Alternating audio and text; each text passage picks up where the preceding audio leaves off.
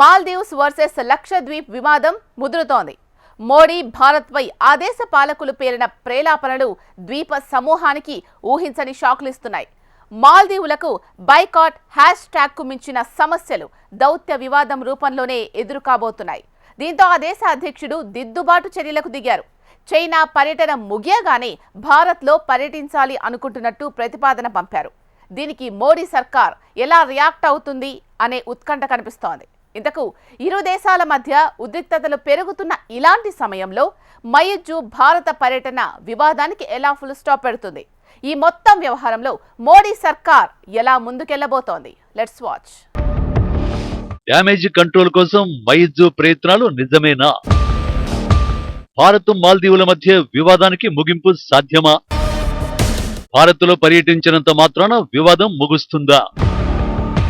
మాల్దీవుల్లో ఎవరు అధికారంలోకి వచ్చినా మొదట మన దేశానికే వస్తారు. అది దశాబ్దాలుగా కొనసాగుతున్న సంప్రదాయం. కానీ ఆ సంప్రదాయాన్ని ప్రస్తుత అధ్యక్షుడు బ్రేక్ చేశారు. ఇండియా అవుట్ నినాదంతో అధికారంలోకి వచ్చిన తర్వాత తుర్కియాలో పర్యటించారు. అందువల్ల మన దేశానికి వచ్చిన నష్టమేదీ లేదు. ఎందుకంటే ఆ నిర్ణయం ఆ దేశ ప్రభుత్వానిది. కానీ విధి అంటూ ఒకటి ఉంటుంది. అది టైం వచ్చినప్పుడు ఎవరి స్థాయి ఏంటో, ఎవరిని ఎక్కడ పెట్టాలో అక్కడ పెట్టేస్తుంది.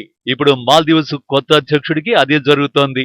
ఇండియా అవుట్ నినాదంతో అధికారం చేపట్టిన మయిజు ప్రస్తుతం డ్రాగన్ దేశ పర్యటనలో ఉన్నారు. అది కూడా ఆ దేశ మంత్రులు మోడీని, భారత్ను విమర్శించి మాల్దీవుల భవిష్యత్తునే రిస్క్ లో పడేసిన వేళ. ఈ పర్యటన ముందే స్కెడ్యూల్ అయి ఉండొచ్చు. కానీ ఖరారు కాని మరో పర్యటన కోసం రిక్వెస్ట్ చేసుకోవాల్సిన పరిస్థితి మయిజుకు ఎదురైంది. అది కూడా తనకు ఏమాత్రం పొసగని భారత్తో. అవును, మీరు విన్నది నిజమే. మోడీ భారత్ పై మాల్దీవ్స్ మంత్రుల అనుచిత వ్యాఖ్యలతో ఇరు దేశాల మధ్య ఉద్రిక్తతలు పెరుగుతున్న వేళ మహమ్మద్ మయిజు నుంచి మన దేశంలో పర్యటిస్తాననే ప్రతిపాదన వచ్చింది. చైనా పర్యటన ముగిసిన వెంటనే తాను భారత్ లో పర్యటించాలని అనుకుంటున్నట్టు మయిజు ప్రతిపాదించారట. అయితే ఈ ప్రతిపాదనపై మోడీ సర్కార్ ఇంకా స్పందించలేదు. ఒకవేళ మోడీ ప్రభుత్వం మయిజును భారత్ కు ఆహ్వానిస్తే ఈ నెలాఖరులో ఆయన మన దేశంలో పర్యటించే వీలుంటుంది. అందుకు భారత్ అంగీకరిస్తుందా లేదా అన్నదే ఇప్పుడు అసలైన ప్రశ్న.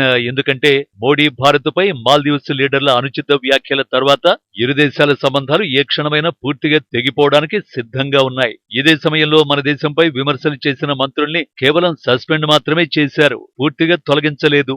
ఈ పరిణామాల వేళ మయిజును ఎంతవరకు వెల్కమ్ చేస్తుందనే చర్చ జరుగుతోంది. నిజానికి చైనా ప్రో లీడర్ అయిన మయిజు భారత్ లో పర్యటిస్తానని ప్రతిపాదించడానికి కారణం కూడా ఇరు దేశాల మధ్య దౌత్య ఇబ్బందులు తలెత్తడమే. ఎందుకంటే మాల్దీవులకు భారత్ దూరమైతే ఏం జరుగుతుందో మయిజుకు బాగా తెలుసు. ఇప్పటికే ప్రధాని మోడీ ఇచ్చిన పిలుపుతో మాల్దీవులకు పర్యాటకుల తాకిడి తగ్గింది. ఇదే సమయంలో లక్షద్వీప్కు ఇండియన్స్ క్యూ కడుతున్నారు. ఇది సరిపోదన్నట్టుగా అంతర్జాతీయంగా భారత మిత్ర దేశాలు సైతం మన దేశంలో పర్యాటక దీవులను సందర్శించాల్సిందిగా ప్రమోట్ చేస్తున్నాయి. ఇజ్రాయిలే అందుకు ఉదాహరణ. ఎప్పుడైతే మాల్దీవుల మంత్రులు మోడీని టార్గెట్ చేశారో ఢిల్లీలోని ఇజ్రాయెల్ రాయబార కార్యాలయం ఎక్స్ప్లోర్ ఇండియన్ ఐలాండ్స్ ట్యాగ్ తో లక్షద్వీప్ చిత్రాలను షేర్ చేసింది. అద్భుతమైన ఆకర్షణ కలిగిన లక్షద్వీప్ దీవులను సందర్శించాలని కోరింది. ఇతర దేశాల నుంచి కూడా భారత్ కు ఇలాంటి మద్దతే వస్తోంది. దీంతో అంతర్జాతీయ సమాజానికి తమ దేశం దూరం జరుగుతోందనే అనుమానం మాల్దీవుల పాలకుల్లో కలగడం మొదలైంది. అందుకే వివాదానికి ఫుల్ స్టాప్ పెట్టడానికి మయిజు భారత్ లో పర్యటించే ప్రయత్నాలు చేస్తున్నట్టు తెలుస్తోంది.